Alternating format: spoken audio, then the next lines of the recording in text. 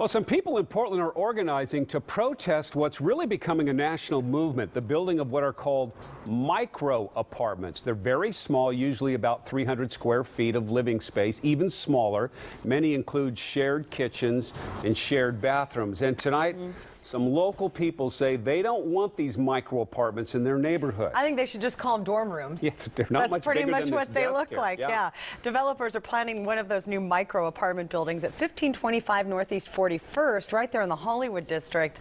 Jessica Morkert is there live tonight. And Jessica, the issue here really is parking, right? Kelly, this abandoned house is going to be the latest location for those micro apartments, because this is considered group housing here. The owner does not have to provide minimum parking. And in a neighborhood like this, many of the neighbors we spoke to here next to Trader Joe's say this is just not the place for it. When Martha McIver first heard about the micro apartment complex, an approximate 200 square foot, 56 unit complex with a community kitchen on each floor, I thought, that's warehousing, and we do not warehouse people. Not in Portland. We love our people, and we don't want to warehouse them. That'll never fly here. That'll never fly here. We won't tolerate it. Plans are underway for micro apartments next to McIver's nonprofit, Mother and Child Education Center. She worries the four-story building could impact the privacy that women and children in need of service expect.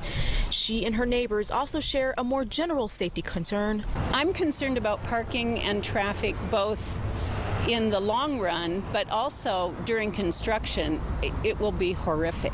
The micro complex falls under group housing in the city code, which means the owner, Footprint Investments, isn't required to provide minimum parking. Neighbors say this intersection can't afford that. The code needs to be updated to even cover this kind of development. The policymakers, we need their help, and we need them to look at it and to listen to us. Development Services Commissioner Amanda Fritz did not return our calls on the holiday. I reached out to Footprint Investments, based in Snohomish, Washington.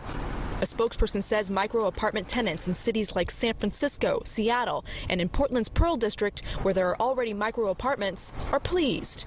The apartments are located near public transit, and in general, only 8% of tenants have cars. That 8% is what neighbors fear could cause a major problem.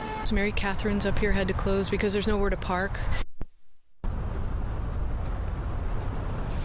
And back here live now, Footprint Investments tells me that they're advising tenants to park in the TriMet parking structure, which is just across the street on Halsey. Meanwhile, the neighbors here, they tell me they're going to continue to fight this. They've been writing letters to Commissioner Amanda Fritz, and they're also planning on meeting with her and possibly scheduling some time before Portland City Council. Live in Northeast Portland, Jessica Morkert, KOIN 6 News. And we'll continue to get some answers on that.